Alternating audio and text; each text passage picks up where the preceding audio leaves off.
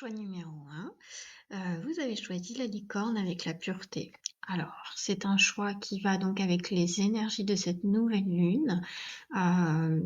Si vous avez écouté le podcast que j'avais fait, on parle vraiment de se libérer de son passé pour aller vers son renouveau. Et bien, cette carte, elle exprime en fait la licorne, la pureté. C'est voir le prisme de la vie avec les yeux d'un enfant, son enfant intérieur, c'est la pureté, l'innocence, c'est se nettoyer de son passé pour aller vers son futur, son moment présent et créer son futur, sa nouvelle vie. Voilà, donc c'est la purification intérieure, le renouvellement. Voilà, donc ce qui est important de comprendre de cette carte, il y a un côté magique, miracle.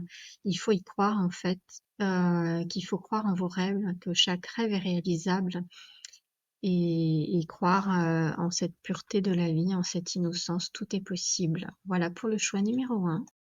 Choix numéro 2, bienvenue. Donc vous avez choisi la cascade arc-en-ciel, les miracles, la carte 31. Donc vous avez choisi ces énergies liées à la nouvelle lune qui représente eh bien la cascade arc-en-ciel. Donc après la tempête, on va dire, c'est le moment d'avoir laissé son passé, de passer à la transformation. Il y a plein de papillons sur cette jolie carte. C'est aussi les miracles, donc il faut croire en un espoir radieux.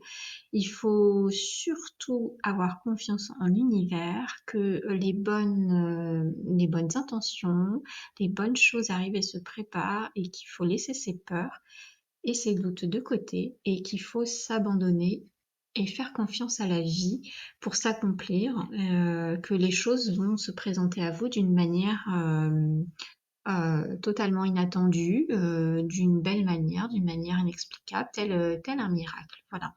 Donc il faut croire en les miracles de la vie, pardon, et que c'est voilà simplement maintenant ouvrir pour recevoir, donc simplement créer, acter dans la matière des choses pour pouvoir créer vos miracles et vos manifestations. Et puis laissez vraiment ces peurs de côté. Tout arrivera si vous êtes dans une vibration de recevoir avec la confiance, même sans savoir ce qui va se passer. Ah, voilà, c'est vraiment le comment. On ne se pose pas la question du comment, on pose les intentions pour recevoir. L'univers fera le reste. Alors, choix numéro 3, donc toujours en lien avec ces énergies de nouvelle lune, vous avez choisi le gardien du printemps, l'activation. Pour moi, cette carte, elle représente aussi un côté changement de saison, donc changement de cycle, avec des choses qui sont florissantes. Ça veut dire qu'il faut lâcher tout ce qu'on connaissait d'avant pour passer sur un nouveau cycle sans peur. Donc là, il faut plus se poser de questions, faut foncer, faut affronter les choses, et il faut laisser, il faut être courageux, hein, il faut y aller. Il faut accepter ce renouveau, et puis avoir nettoyé son ancien, son passé. Là, c'est le moment de l'éclosion, des nouveaux départs. C'est la croissance, c'est l'espoir. C'est aussi, c'est festif, c'est la célébration. Donc c'est simplement peut-être même prendre un risque, concrétiser quelque chose, c'est accepter un grand changement, et c'est se préparer à vivre donc une période de bouleversement pour du renouveau, pour vraiment une très belle finalité. Donc voilà, ça fait partie donc de ces belles énergies de nouvelle lune.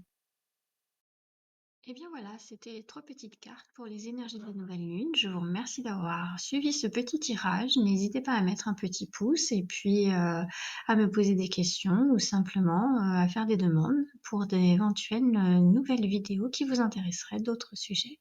Merci beaucoup.